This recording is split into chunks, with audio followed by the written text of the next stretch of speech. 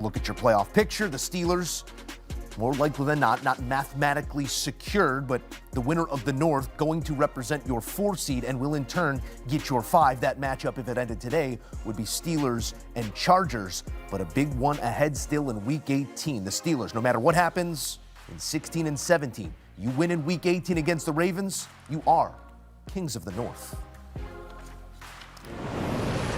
In with reaction with the fellas, and this was a short favorite at home in the Pittsburgh Steelers in a moment that they needed to move forward, take that step, and maintain that 1-game lead in the AFC North. When you take a look at Pittsburgh relative to Baltimore right now, we just got to see that on a field not long ago, Mac. We're going to get to see it again in Week 18.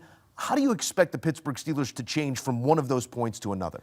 Well, I think the biggest question mark with the potential matchup with the Ravens and the Steelers will be the status of T.J. Watt, right? Because they were able to weather the storm without T.J. Watt against the Miami Dolphins, and I'm not surprised. Miami was a team, even though they were in the midst of a 4-game winning streak, we felt like their time, they were on borrowed time when it comes to the playoff conversation, and that conversation ended tonight with a loss to Pittsburgh. But with Baltimore, even though in the midst of some of their struggles, they're still a team you have to respect because of Lamar Jackson. At any given time, Lamar Jackson can turn into that MVP caliber player because he has that skill set. And I do believe he's starting to get healthier week by week. They still have Derrick Henry. They still got Mark Andrews. You look at Isaiah Likely, D-Hop. They got guys that can really be difference makers, not to mention their defense has been much better. Look at what they did this past week against the Cincinnati Bengals. They basically made life miserable for Joe Burrow, Jamar Chase, not to mention they scored a defensive touchdown as well, and oftentimes these two teams have been known to split the series. Yeah. Right? Now, granted, back in 2008, we beat Baltimore 3 times. But you don't usually see that happening with one team. Just threw that in there, but that's a fact. Yeah. That's no lie. That's the truth. Check the box scores. But for Pittsburgh, it all goes down about taking care of their business and continuing to stack win after win. But what I can say, Joe, it was very, very encouraging seeing how Aaron Rodgers played tonight. Yeah. He was very, very efficient. Like I said, he completed 85% of his passes. That's the highest mark in his professional career. And he did that tonight against Miami. So that's a great sign in moving forward as they continue to get one step closer to trying to solidify the AFC North. I think if we're looking at this one through the Baltimore lens, it really comes down to, is Lamar Jackson going to be the MVP caliber player we've seen in the past? We have not seen that since his return from injury. We did see that flash early on in the season in September, but it just hasn't been the same guy. He threw it 12 times on Sunday.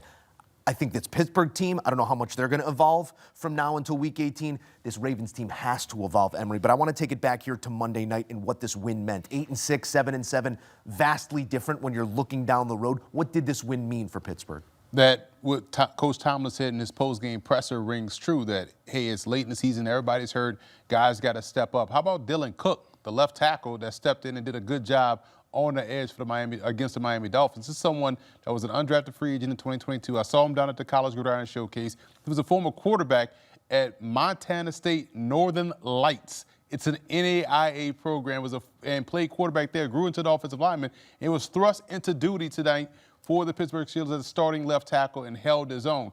And I'm setting that up because I think for Pittsburgh against Baltimore, it's more about the Baltimore Ravens defensive line, which we saw start to heat up Joe Burrow, got a lot of pressure, stopped the run game. I know that's the Bengals run game, but that's important. I think that's going to be the matchup, the Baltimore Ravens defensive line versus this offensive line of Pittsburgh. And if they're able to get pressure versus Rodgers, that throws off the passing game. He doesn't want to get hit. He's going to have to get the ball out quickly. They're going to have to rally up, make a tackle. I think that's more of the matchup that I'll be looking forward to seeing these two teams play the second time around, more so than Lamar Jackson and what his impact could be. Because he's going to compete. Yeah. But if that line of scrimmage isn't what it was tonight for Pittsburgh, that could spell the demise. Week 15 is now in the rear view. That means for everybody and anybody, whether you're won or eliminated, you have 180 minutes of football still left guaranteed. That 180 minutes of football for the Pittsburgh Steelers is an interesting one because you're going to go on the road to a very tough place to play with a Detroit Lions team trying to keep their season alive. Then you have a Cleveland team that feels in the way right now, and then what could be a division decider with the Baltimore Ravens. What do you want to learn in Detroit next week, Mac? Number one, I want to see Pittsburgh walk away from that game healthy. That's number one. Number two, continue to stack wins on top of wins. That builds confidence, that builds momentum, and you're playing against a team in the Detroit Lions that don't usually lose 2 games in a row.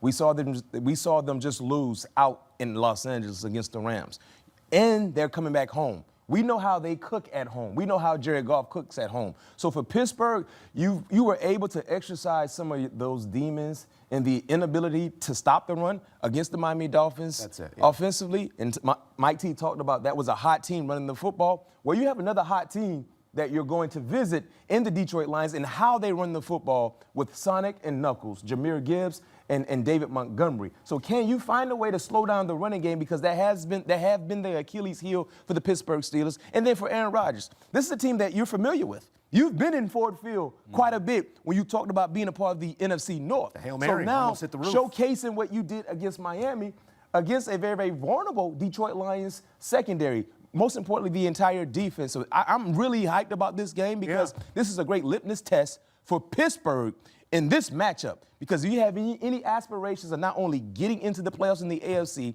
but making some positive things happen, you got to show up against Detroit. I would just say don't mistake a house cat for a lion, because these are 2 different types of run games. How different are they when you look at Miami, who was a little bit reluctant to run the ball for some reason on Monday night, and a Detroit team that you know that has 2 backs that are going to come at you for all 60 minutes? That's exactly where I was going to go. I was like, what we saw tonight juxtaposed what we're going to see next week.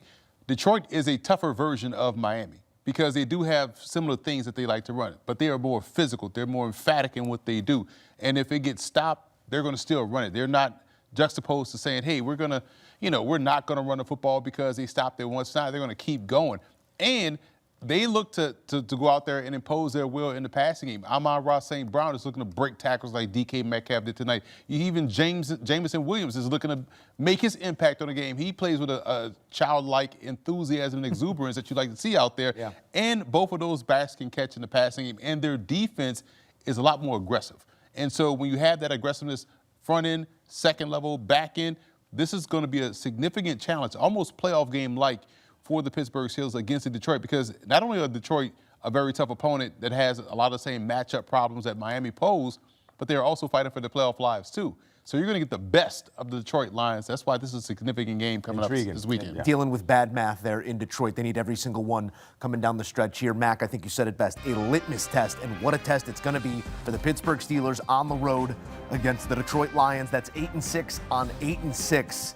And 8-6 in the NFC North, and in that NFC playoff picture just gets you in the hunt. 8-6 in the AFC North, you are the hunted. As you take a look at the Ravens 7-7, they'll go Patriots, Packers, then that big one in Week 18, a division decider potentially with the Steelers. All right, back with the fellas, as we like to call it, Sharpie season in the NFL. We cross out another in red here in the Miami Dolphins, and that always leaves us to wonder what the road ahead might look like. Takes us to the contract situation of Tua Tagovailoa. Whether you look at that as the answer to the future or not, there is 1 year left of football in Miami if they can't move him and that contract. It is a dead cap hit of nearly $100 million in 2026. He's on the roster next year. My question, Mac, is it the same head coach coaching him next year? I think so. I think Mike McDaniel will be the head coach for the Miami Dolphins in 2026 because of, in the midst of all the chaos or lack of production, he found a way to gather the troops to get serviceable play out of the Miami Dolphins. Before tonight's loss, they won 4 straight. They won 4 straight in a moment where we felt like they had no life. And what jump-started that 4-game winning streak was beating the divisional foe in the Buffalo Bills. So when you talk about still trying to keep the locker room together, I felt like he did a pretty good job in doing so, and they became a competitive team, and they were still in the playoff conversation until tonight's loss.